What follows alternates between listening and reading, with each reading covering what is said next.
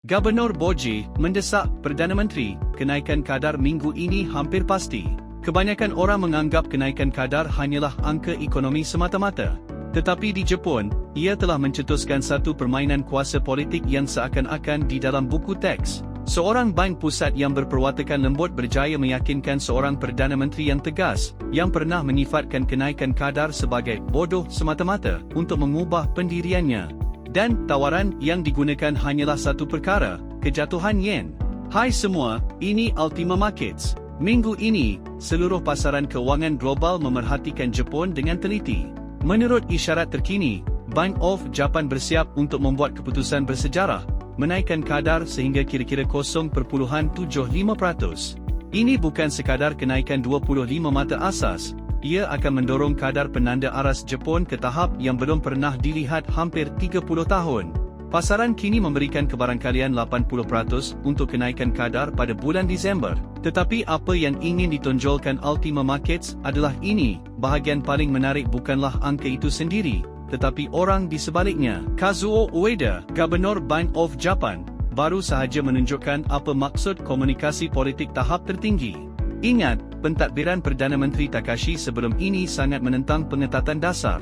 Beliau bahkan secara terbuka menyifatkan kenaikan kadar sebagai tindakan bodoh. Di bawah tekanan sebegitu, Ueda menghadapi tentangan politik yang besar. Jadi bagaimana beliau memecahkan kebuntuan itu? Bahkan ahli politik paling keras pun mempunyai kelemahan. Untuk kerajaan Jepun, kelemahan itu adalah yen. Yen yang merosot bermakna harga import meningkat, beban isi rumah naik dan kadar kelulusan kerajaan jatuh. Ueda memanfaatkan ketakutan itu dengan bijak. Menurut laporan, pada malam 18 November, bukan semasa mesyuarat makan tengah hari biasa tetapi semasa sesi malam yang diatur khas, Ueda masuk ke pejabat Perdana Menteri. Dengan menunjukkan akibat penurunan yen yang tidak terkawal, beliau berjaya mendapatkan kelulusan tersirat Perdana Menteri. Tidak lama selepas itu, Menteri Keuangan yang sebelum ini bersikap dovish juga menukar nada, mengatakan beliau tidak keberatan dengan penyesuaian dasar. Peralihan ini menjadikan satu perkara jelas, untuk menstabilkan yen, kerajaan tiada pilihan selain tunduk kepada bank pusat. Untuk menjadikan kompromi itu kelihatan elegan, kaki tangan Boji dilaporkan bekerja sepanjang malam menyiapkan mesej Ueda. Mereka menyusun ucapan untuk memuji Abenomics terlebih dahulu, memberi kerajaan muka, sebelum beralih untuk mengatakan bahawa untuk kestabilan jangka panjang, kenaikan kadar kini tidak dapat dielakkan.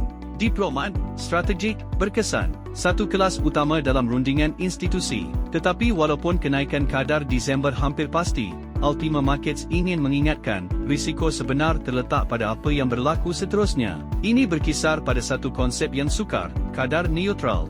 Fikirkan ekonomi Jepun seperti sebuah kereta yang bergerak. Kadar neutral adalah tekanan sempurna pada pedal minyak. Cukup cepat untuk mengelak kereta mati, cukup perlahan untuk mengelak tergelincir. Masalahnya, tiada siapa yang tahu di mana titik sempurna itu sebenarnya. Boji menganggarkan ia antara 1% hingga 2.5%. Ia seperti GPS memberitahu destinasi anda adalah di antara 1 km hingga 100 km dari sini. Sama sekali tidak berguna untuk navigasi tepat. Ketidakpastian ini telah mencetuskan ketidaksetujuan besar. Pasaran percaya kadar akhir mungkin mencapai sekitar 1.5%. Penasihat ekonomi Perdana Menteri berpendapat 0.75% harus menjadi had maksimum dan dasar harus berhenti di situ. Jenis kekaburan ini adalah apa yang paling ditakuti pelabur bond.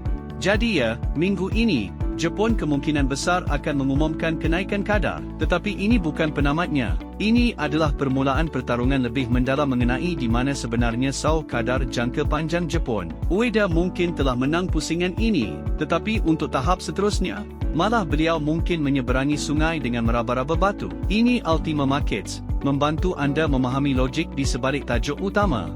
Jumpa minggu depan.